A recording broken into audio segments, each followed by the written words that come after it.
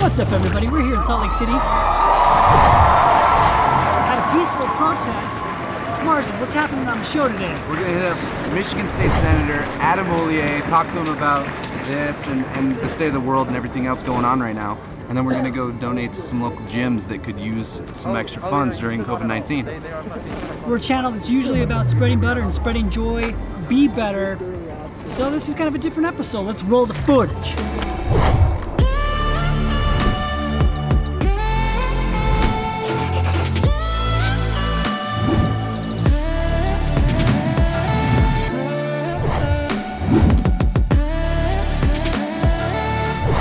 Alright guys, for the first time in 20 years, I'm a grown man, but I've got a curfew. 8 p.m. Big things are happening in the world. Our platform is a message of love, inspiring people to be better, and we wanted to educate ourselves on what we can be doing to help with these incredibly unjust things, like the death of George Floyd. How can we be a positive impact in the world as two white guys from Utah? So who did we talk to, Mars? So we slid into Michigan State Senator Adam Ollier's DMs, hit him up to be like, hey, we just want to get educated. We want to come to the source to find out what we can do to help and just kind of pick his brain on everything going on. So we did that, and then we also programmed a workout that we put him through, and he actually scaled up a little bit, but this is kind of how our conversation went with Adam. Honestly, I gotta say, I'm so excited to be doing this. Like, you guys are the people who I have the most fun through COVID-19. Like, I have gone back through and watched every video. I was like, oh man, when is this video gonna come out? When's it gonna come out? And then when the video was like, hey, if you pre-order, you're in. I was like, pre-ordering right now. Like, all right. My man. Dude, thank you. Appreciate that. When did you become a senator, and how old are you? And then I know just from your bio, like, you were also in the military, volunteer firefighter. Your father is also in service. Like, give me a little bit of background on as to who you are. Yeah. So my name's Adam Ollier. I represent the 2nd Senate District in the Michigan State Senate. So there are 38 state senators, and I represent, I obviously am one of them. I represent the city of Detroit, all 5 Grosse Pointe, Hamtramck, Highland Park, Harper Woods. So I represent about 240,000 people in the state. When I was 10 years old, I went to the Million Man March. That's this photo.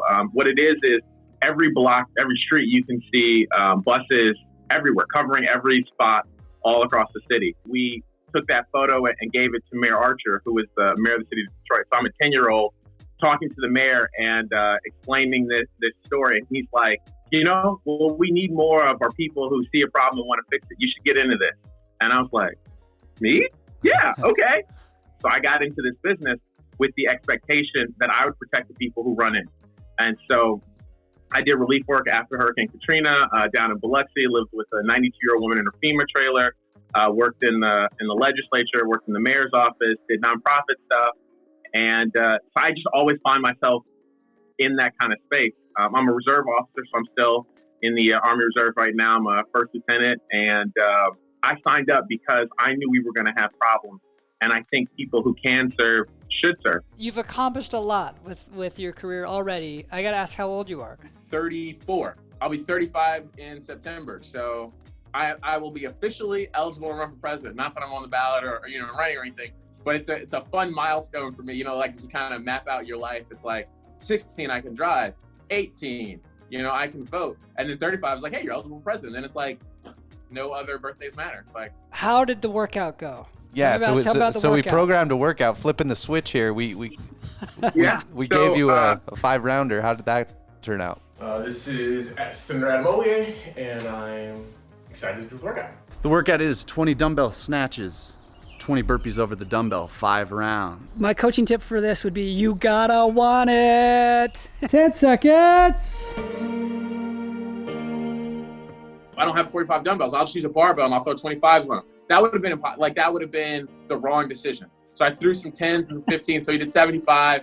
And the first round, it's cool. Second round, it's cool. That third one, I'm like, oh, this is really hard. Nice, dude. Well, yeah, let's just be clear. You did a very different workout than what we did. There's a round. Whoa! We did, 45-pound dumbbells. We were jumping over the dumbbells. You're doing bar-facing burpees. Yeah, bar-facing burpees alone, if the dumbbell weight's the same, bar-facing burpees are a way harder movement. admittedly, I was watching the fitness as I was doing. I was like, I need a little bit of motivation. There's that moment where Noah Olson is like, I'm not going to blow up. It cuts to everyone knows that Noah Olson gets out and he burns us. Like, don't burn out. You can do this. Just be reasonable, take a reasonable amount of a break. And so I'm like, all right, I'm going to do 1 minute in between sets. You're doing so good, dude. You gotta want it. Neat. Is he resting? He's probably resting.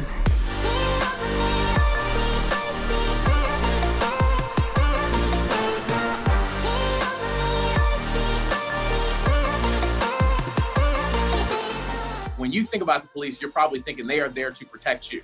And for so many people in my space, they're like, they are there to protect other people from us. You know, I can tell you 5-6 times where I got pulled over. You know, they were like, what are you doing in this community? Why are you here? Do you have any drugs? What kind of criminal record do you have? And I'm like, I'm a college student. They're like, why are you in my state? I go to college here.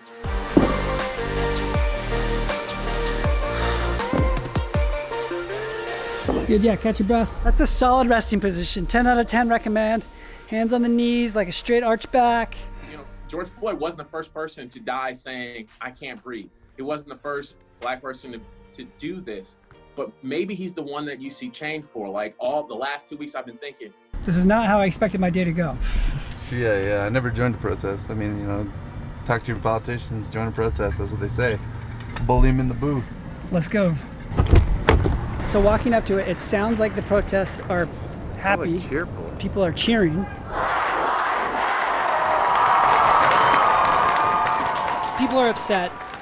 You're saying the solutions are hard and difficult because it's not just one thing. What are those solutions? Like, what are you hoping changes as a result of this anger? And like, where would you point people's energy during this time? There are a lot of really good solutions that people can do right now. So if police brutality is the number one thing, civilian oversight has been really effective. Okay, I have a question about civilian oversight. Is that something that happens regularly in other states, or is that a state-by-state thing? I wish I could say it's a state-by-state thing. It's a community-by-community thing. So the city of Detroit, for example, has civilian oversight of its police. The city of Miami, Dallas, you know, there are places all over the country that have them and do a great job, and there are places that don't. And even some communities that have them don't do anything with them because they don't fund them, right? So if you had a situation with the police in Salt Lake, do you know how to file a complaint? It's these kind of things that civilian oversight is supposed to help with, where it says very clearly, I'm the person you call, right? Like, you call me, I go take care of this. And if it were happening more effectively, you'd have seen it in Minneapolis, where somebody who was doing civilian oversight would have been like, oh no, that was a problem. We're gonna start looking into that. We're gonna start looking into that today, tomorrow, and next week. We need to spend more money on police. We need to fund police officers way better. Yeah, we've been seeing this going around, and like there a lot of people are, you know, hashtagging defund the police. And you look at the average annual income of a police officer, it's like $45,000. I'm like, are you gonna pay them less and expect them to do a better job? Like, you want to get better police? That seems like to be the goal. So I'm just curious why people are going that route now. People are so frustrated with this system. They're like, well, if you defund the police, then you'll have less police, so they'll be able to harm me less. When I think the thing that we should be doing is funding it way more. We should be doing way more training. We should be doing sensitivity training, cultural training, you know, mental health training. So there's lots of discussion about that, right? Being able to de-escalate those kind of things. I, you know, do Brazilian jiu-jitsu, right? And so one of the co-owners of my school is a Detroit police officer. And he always says that if every officer had to do jiu-jitsu, they would feel a little bit more comfortable. Because when you have more tools in your toolbox, you don't result to that next level of whatever, right? If I feel comfortable with my ability to handle you without my gun, I don't need to pull my gun. Last one, you got this. Let's go. Like, we make YouTube videos and documentaries about fitness. Like, our reach is, we have a broad spectrum, but you're actually in a position of power and authority in this world. What is it that you're doing specifically to activate these changes? Yeah, so I've got legislation that changes how resisting and obstruction laws work. So one of those big touch points when you talk about violence happening is the idea that when you first get pulled over or when you first are getting arrested, what does it look like when you're being arrested, right? Like, does you saying, hey, leave me alone, or kind of fighting back, just the uncomfort of being pushed to the ground? How does that process work? Looking through those kind of things. But we're working through and with local communities to increase civilian oversight. So there are a whole host of slow moving, not at all fast action steps. The fast thing right now is share your story. Let's change people's minds, because that's the thing that happens right now. The second piece is working with police and first responders on diversity stuff. So I sit on the appropriations committee that includes state troopers hiring. So I've been working with the high school in my district to get them connected from a police academy standpoint, so we get more Black and brown and people of color included in law enforcement. That makes a huge difference. It's a big change. Asian is when somebody has a similar life experience, they give you the benefit of the doubt. They understand how you talk and what that looks like. 15-10. So those are kind of the near term things. And the big thing is, this is not a small answer. This is not something we're going to do overnight. It's getting people who are frustrated and moving them into starting to think about the policy idea and to recognize that this is a problem. So we'll also be working on body camera stuff and surveillance stuff and making sure that we address these issues. So thanks for giving me a chance to share. 1309. 1309, time to beat. That's it, huh? 35. Well, awesome. Thank you so much for taking time out of your busy schedule to come on and talk to us and educate the two of us. Yeah, absolutely, This is man. very- Really appreciate This is it. very No, different for our show, and, no. and we I think you have a long career in helping the world and go in the right direction. Thanks, and I really appreciate it. And I just want to say thanks again for all the work that you're doing. You know, I know it may seem like all fun and games to you guys, but one of the biggest risk factors that we've seen from COVID-19 is, obesity. And so you guys continue to get people in shape and encouraged to be involved makes a big difference. And so I appreciate it. It certainly has helped me. And I know it's helping other folks around the country. Thank you so much. Thank you for Awesome. everything you're doing for the world right now, Adam, and thank you for coming on our show. Thank you. Thanks, anytime. How about that, Adam? Dude, what Next a good guy. level dude. Yeah. Shows up in a shirt and tie, makes me feel like I'm underdressed. I Yeah, should have man. known better going to talk to a You should have state wore senator. sleeves. You should have wore sleeves for respect. Yeah, I'm sorry, Adam. Don't take that as a sign of disrespect. Take it as a sign of I'm comfortable talking to you. Yeah, that's true. How can people help, Mars? What are we doing? Oh, well, our whole crew of folks here designed this shirt to donate 100% of the proceeds to the NAACP and the Color of Change organizations. So link in description if you want to help and buy this shirt. Literally every dollar is going to go to those foundations. We're teaming up with other CrossFit creators like the Morning Chalk Up, Talking Elite Fitness, Tommy Marquez. handful of others. And it's going to be an awesome cause. We're very excited about it. Speaking of awesome causes, we got this sweet truck from Ken Garf. We're going to go with them to give money away to CrossFit gyms affected by COVID-19. Let's go hang out with Joey Bird. So here we go in the Butter Whip, Butter Truck. Who knows? We don't have an official name for it. They say I'm dreaming, told me to leave it. So today we're traveling to 6 CrossFit gyms. I think we're going north from Ogden, Utah, and we're going to hit 6 CrossFit gyms and give them each $800 to pay for 8 members at each gym. Cause I'll be laughing when I'm just in Bieber's name. The Buttery Brothers. What's up? I'm not abbreviating that anymore, It deserves the full thing. The full The respect. full respect. What are you guys doing? You guys ready to roll? What's going on? Yeah. We're rolling right now. You guys barely made it. I've been dreaming. All right. I'm a small. Yeah, Can't you tell? Don't laugh at me. Can't you tell? Yeah, you're Got these little pencil legs. They're passing the eye test. It's not science. We're on to CrossFit Unknown first in Kaysville. I will get there soon, that's more than just a feeling. CrossFit Unknown, but the location is known. Got 6 of these today. Put them in the back of your car like Happy Gilmore. Take them to the bank. Yeah, I kind of know what workout I'm gonna do today. It's called Wake and Cake. With this quarantine and the virus, we were thinking of how we could give back to the community. As we were fortunate enough to stay open, how can we help those that had to close or that were negatively affected by all this? And so what we're doing is today we're bringing in an $800 check for 8 families or individuals that had to cancel or leave the gym. And we know that physical health is very closely tied to mental health. And we don't want people to be losing either one. So this keeps their membership in place for another month. I've been dreaming, maybe I'm sleeping, losing my It's about to throw out $800. It is 10:30, which means normally this class would just be bumping right now. We'd have. So let's check out the class. Yeah, kind of sad. So we're sponsoring you with $800 so that you can keep 8 memberships in place. CrossFit's close to my heart, and I wanted to reach out to those that were in our community and see what we could do to help. Buttery Bros came down with us, which is awesome, and we have Adrian Conway with FNX representing. You know, you guys that are in here and you're providing, you know, a community that's being able to be unified and stick together through times like this, because it's hard on small businesses, and so that's why we're here and wanted to support. What's it mean to have Joey and these guys come in and help you out? It's amazing. We've had people that have called, and you know, we've been real supportive with our members. They've been like keep charging us even though we weren't open. So it's been amazing. And so this is able to help a lot of those people that had their membership going even though they were out of work to keep us going.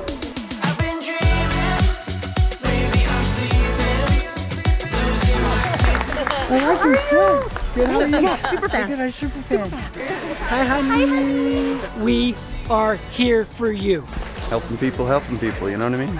And we told everyone nobody loses their CrossFit community because you can't pay. This will really help us supplement our mission, which sounds like the same as your mission. So really appreciate you guys. You up? What's up? Oh, hey, here with Joey. Once again, we're here for you. That's right. Dude, so thanks so much for involving us and like bringing us up here and giving back to the gyms and the community. And I'm sure you've heard some good... Great feedback so far. Yeah. You know, like these gym owners were just blown away when we were able to reach out and tell them what we're doing, that we would think of them during all this and support them the way that we're able to. And I feel so grateful to be able to do it. You know, have you guys come along. Yeah, absolutely. And it's cool that you involved us, and like we're more than willing to go and, you know, give back. Yeah, so. yeah, it was great. So thanks for coming out and supporting. Looking forward to making a difference, you know, more and more. Awesome. Especially with you guys. Thanks a lot, Joey. We'll be in touch. Is that the social distancing proper high five? I don't know. Nobody knows what the proper thing to do anymore. I hate it. Yeah. Just air high fives, elbow thing, foot thing. I don't know. You get out on the lake with this guy. He's got a boat. You always want a good friend with a boat, you know? Yeah. All right. Good thing to have. Let's get it done. Here's to high fives and hugs. Maybe sometime 2021? I don't know. That's right. Let's go. All right, that's the end of our show today. What call to action have you got for these people? I'm going to say educate yourself, ask questions, reach out to your politicians, you know, just try and learn as much as you can during these crazy times, you know? We've been educated today, learning about what we can do. We are in no way a political show, but we felt like we needed to spread love and spread joy and encourage people to be better. Typically we do that through movement and exciting people about fitness. We took a different chapter today. Yeah, we did. Back to regularly scheduled program next episode. Let's go.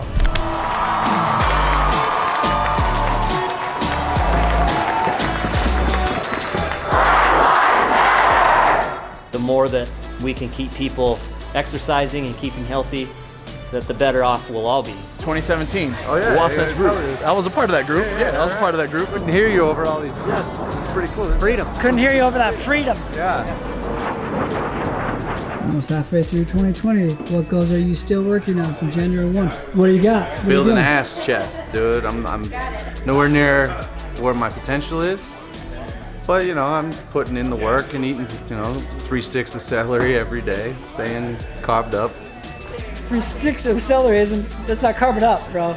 That's all you're eating. You're not gonna be building nothing.